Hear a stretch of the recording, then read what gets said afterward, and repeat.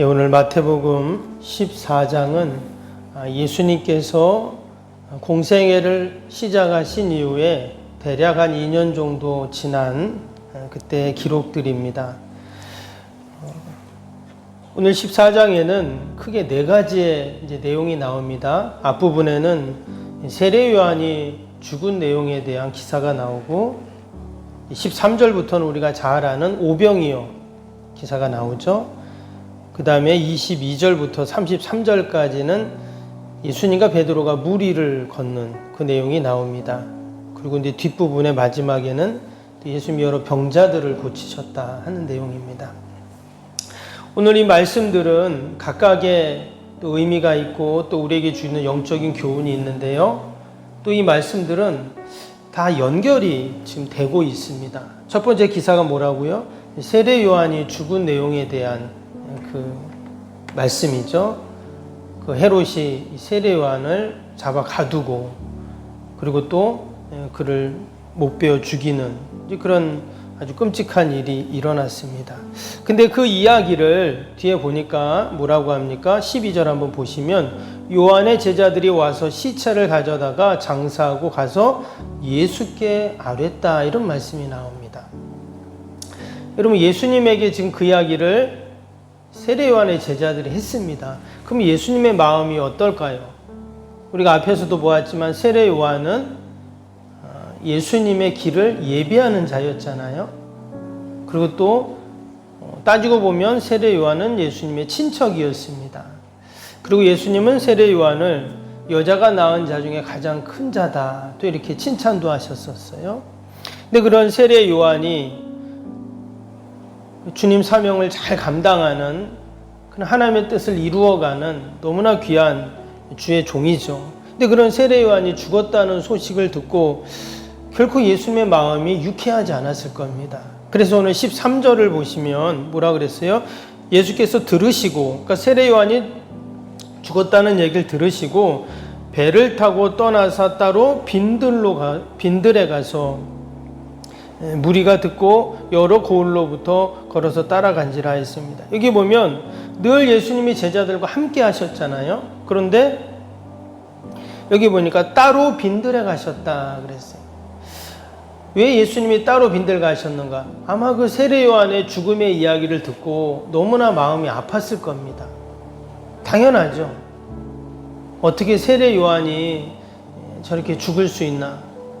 하나님의 뜻을 이루다가 또 그가 죽었기 때문에 예수님은 너무나 마음이 힘드셨을 거예요. 그런데 예수님이 이렇게 혼자 따로 빈들에 가셔서 계시는데 또 사람들은 거기까지 어떻게 해요? 또 거기까지 또 옵니다. 그리고 14절에 예수께서 나오사 큰 무리를 보시고 불쌍히 여기사 그 중에 있는 병자들을 고쳐주셨다 그랬어요. 그럼에도 불구하고 예수님은 그 마음을 추스리기도 힘든데 또 병자들이 와서 예수님에게 고쳐달라고 하니까 또 병자들을 고쳐주시는 그 모습을 볼 수가 있어요. 그리고 이후에 뭐가 나옵니까? 이제 오병이어 그 기사가 쭉 나오게 되죠. 근데 이 오병이어 기사와 함께 요한복음에도 이 사복음서에 다 나오잖아요. 근데 요한복음에 보면 뭐라고 하냐면 예수님이 이런 어마어마한 기적을 일으키시니까 사람들이 예수님을 임금으로 삼으려고 합니다. 그랬더니 예수님이 오늘 22절 보세요. 22절에 뭐라고 합니까? 예수께서 즉시 제자들을 제촉하사 자기가 무리를 보내는 동안에 배를 타고 앞서 건너편으로 가게 하시고 그 다음에 23절에 무리를 보내신 후에 기도하러 따로 산에 올라가시니라. 여기 보니까 또 예수님이 따로 산에 가셨어요. 앞에 부분에서도 13절에 예수님이 따로 빈들로 가셨는데 여기 23절에서는 따로 또 산에 가셨어요. 말씀드린 것처럼 이 말씀은 세례 요한이 죽음과 무관하지 않습니다. 오병이어라는 어마어마한 기적을 일으키시고 그리고 사람들이 예수님을 임금으로 왕으로 세우려고 하는 그때 예수님의 마음은 어땠어요? 여전히 세례 요한의 죽음에 대해서 너무나 안타까워하시고 또 힘들어하시는 그 모습이 그 안에 담겨 있는 것을 보게 됩니다. 이것은 인간적인 그런 슬픔과 안타까움을 넘어서 여전히 변함이 없는 그 죄 가운데 있는 헤롯의 모습, 또 죄된 인간의 모습들을 보시면서 불쌍히 여기시고 또 안타까워하시는 그 모습을 우리가 볼 수가 있죠. 여러분, 우리가 뉴스를 틀어보면 또 세상에 일어나는 수많은 일들을 보면 어떤 마음이 듭니까? 참 너무나 안타깝다 하는 이야기, 안타깝다 하는 마음들이 들죠. 여러분, 우리에게도 이러한 주님의 긍휼히 여기는 마음, 불쌍히 여기는 마음을 우리에게도 있어야 할 줄로 믿습니다. 오늘 특별히 그 22절부터 33절까지 예수님과 베드로가 물 위를 걷는 기사가 이렇게 나옵니다. 저는 예전에 이 말씀을 이렇게 읽거나 들으면서 어떻게 사람이 물 위를 걸을 수 있어? 예수님은 하나님의 아들이시니까 사실 물 위를 걸을 수 있겠죠. 그리고 사실 이 물 위를 걷는 이 사건은 예수님의 신성과 또 예수님의 그 능력을 보여주는 그러한 모습이기도 합니다. 사람은 물 위를 걸을 수 없지만 당연히 하나님은 걸을 수 있겠죠. 예수님은 걸을 수 있습니다. 그래서 이것은 예수님이 진정한 메시아이고 그리고 초자연적인 능력을 가지고 계신 분이다라는 것을 보여주는 아주 중요한 그런 기사입니다. 근데 또 한 가지 주목할 것은 예수님도 물 위를 걸었지만 제자 베드로도 물 위를 걸었다는 거예요.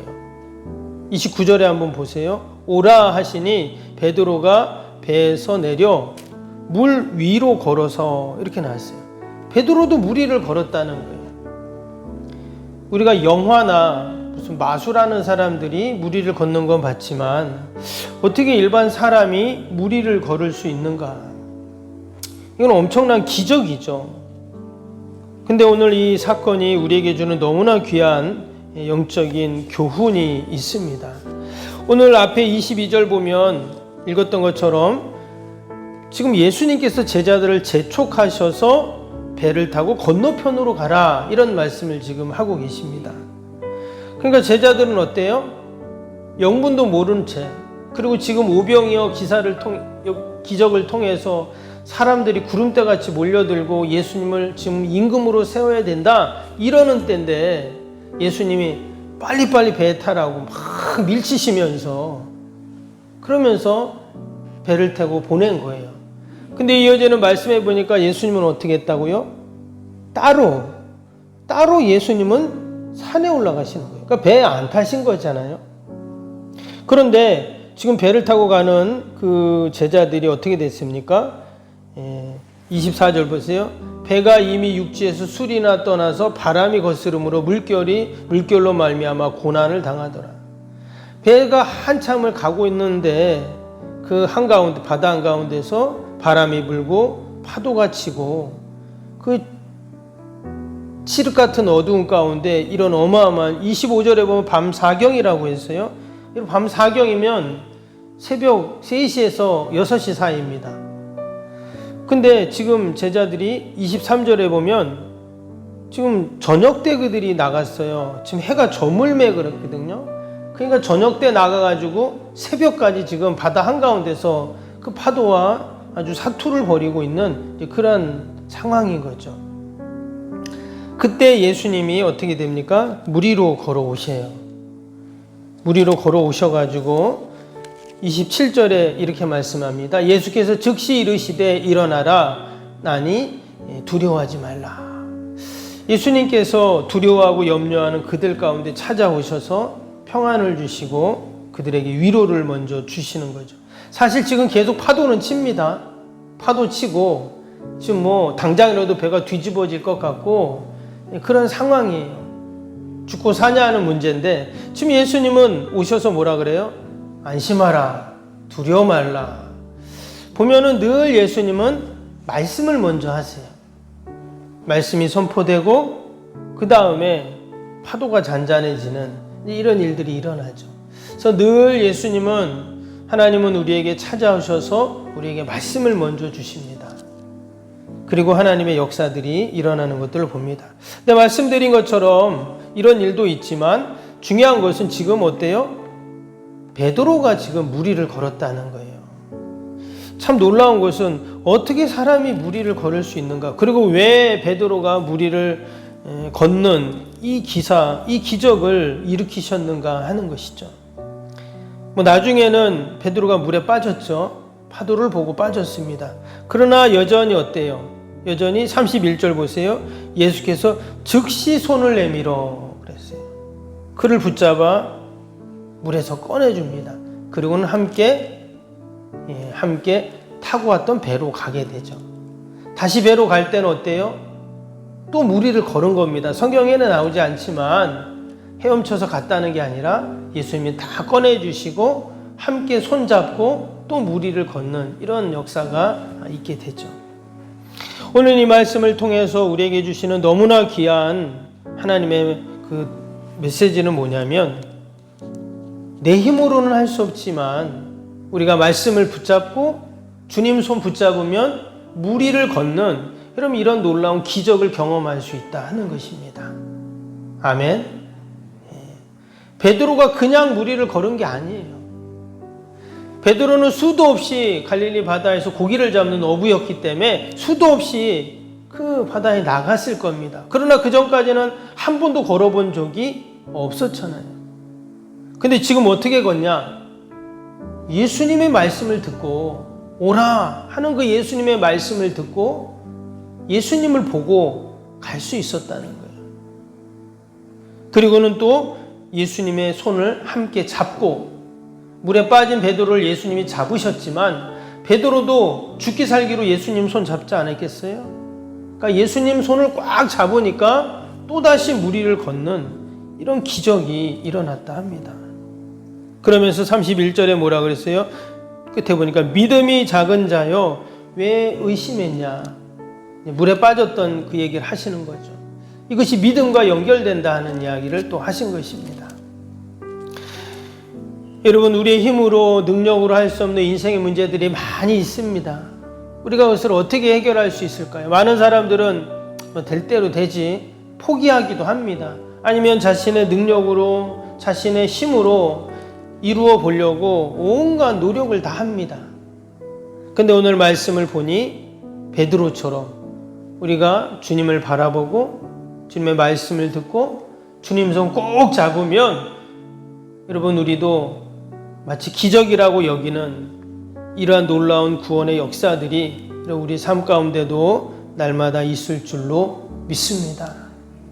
예수님은 지금 세례 요한의 죽음으로 말미암아 너무나 힘들고 어려운 그런 상황 가운데 있습니다. 그럼에도 불구하고 오늘 말씀을 보니까 예수님은 병자들을 불쌍히 여기셔서 고치시고 배고파 굶주려하는 수많은 군중들을 오병이어로 먹이시고 또 물에 빠져 고통당하고 있는 베드로를 구원하시고 그 바다 한가운데서 폭풍으로 무서워하는 제자들을 찾아가셔서 위로하시고 늘 예수님께서는 맡겨진 귀한 예수님의 사명들을 충성되게 감당하고 계시요.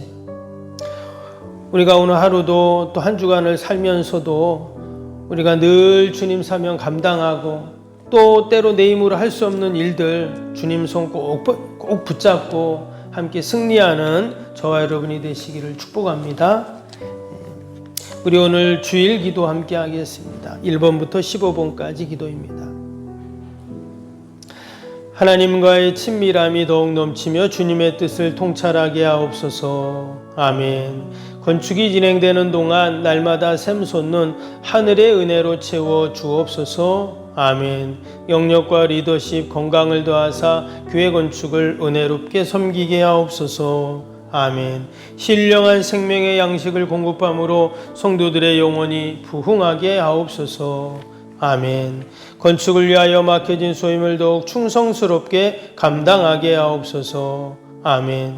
영적으로 충만하여 하나님의 은혜가 날마다 샘솟듯 넘쳐나게 하옵소서. 아멘. 앞장서서 섬기시는 장로님들의 가정과 자녀와 사업에 복을 더하여 주옵소서. 아멘. 모든 중직자들이 마음을 모으고 정성을 모아 성전을 짓게 하옵소서. 아멘. 건축위원장과 건축위원들에게 지혜와 지식의 영으로 충만케 하옵소서. 아멘. 하나님의 마음을 알고 하나님의 영광에 합당한 성전을 세우게 하옵소서. 아멘. 모든 성도들이 건축위원이라는 주인의식을 가지고 기도에 힘쓰게 하옵소서. 아멘. 구역원들의 말씀의 꼴을 풍성히 먹도록 먼저 은혜를 경험하게 하옵소서. 아멘. 교회 영광을 위해 맡겨진 사명을 기도함으로 감당하게 하옵소서. 아멘. 평신도 지도자들이 굳은 일이나 힘든 일에 앞장서 섬기게 하옵소서. 아멘. 한 마음으로 주님의 비전을 보게 하시고 믿음으로 승리케 하옵소서. 아멘. 예수님의 이름으로 기도합니다. 아멘. 사랑과 은혜가 충만하신 하나님 아버지, 오늘도 우리의 힘으로 능력으로 할 수 없는 우리의 인생의 문제들, 그러나 우리가 주님 바라보고 주님 말씀 붙잡고 또 주님 손 꼭 잡고 나아가면 하나님 베드로처럼 무리를 걷는 이러한 놀라운 구원의 역사가 있을 줄로 믿습니다. 아버지, 오늘도 그러한 믿음을 갖고 우리가 하루를 살게 하시고 또 한 주간도 승리하는 저희들이 되게 하여 주옵소서. 오늘 거룩한 날 주의 전을 찾는 모든 발걸음 복되게 하시고 이전에서 기도하는 것마다 하나님 다 응답하여 주시옵소서. 아버지, 어려운 이웃을 당한 우리 이웃들이 있습니다. 저 아프리카의 지진과 또 홍수로 고통당하는 수많은 사람들, 그들을 위로하시고 더 많은 구호의 손길이 있게 하시고 회복의 은혜가 있게 하옵소서. 무엇보다 이러한 어려움 가운데 하나님을 만나는 복이 있게 하여 주옵소서.